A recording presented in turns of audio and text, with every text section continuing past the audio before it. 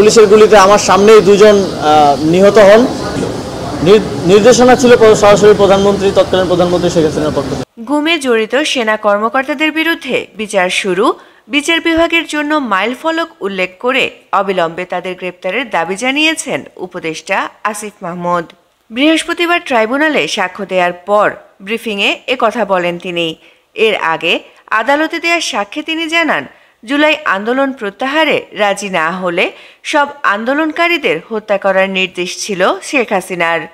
আন্দোলনে অপহরণ, গুম হবার পর গোয়েন্দা কর্মকর্তারা এমনটা বলেই আন্দোলনকারীদের হুমকি দিয়েছিলেন।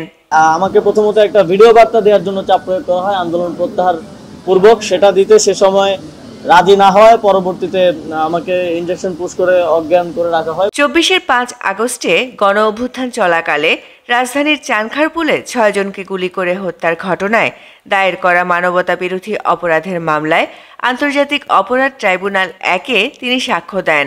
তিনি আরও বলেন, গুম করে জোর করে প্যাথেড্রিন ইনজেকশন দিয়ে অজ্ঞান করে রাখা হয় তাকে। জুলাইয়ে নির্মমতার বর্ণনা তুলে ধরে পলাতক ফ্যাসিস্ট সরকার প্রধান শেখ হাসিনা সহ জুলাই গণহত্যার সাথে জড়িত প্রত্যেকের বিচার দাবি করেন তিনি।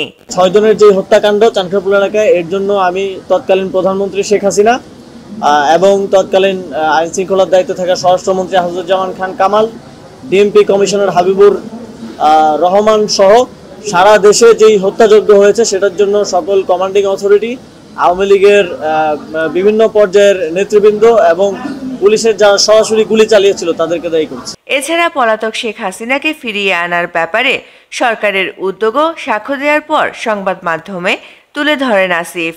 এ সময় আওয়ামী লীগের বিচার শুরুর জন্য তদন্ত কর্মকর্তা নিয়োগ দেয়ায় সন্তোষ প্রকাশ করেন তিনি। তাদের বিরুদ্ধে গ্রেফতারি পরোয়ানা জারি করা হয়েছে।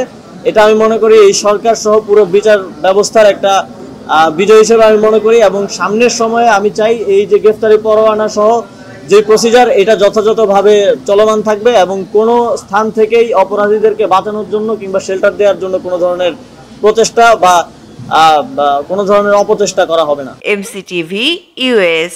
অবশ্যই যারা এই গণহত্যার সাথে দায়ী এবং পালিয়ে পলাতক অবস্থায় আছে তাদেরকে ফিরিয়ে আনার জন্য সরকার সকল ধরনের ব্যবস্থা নেবে।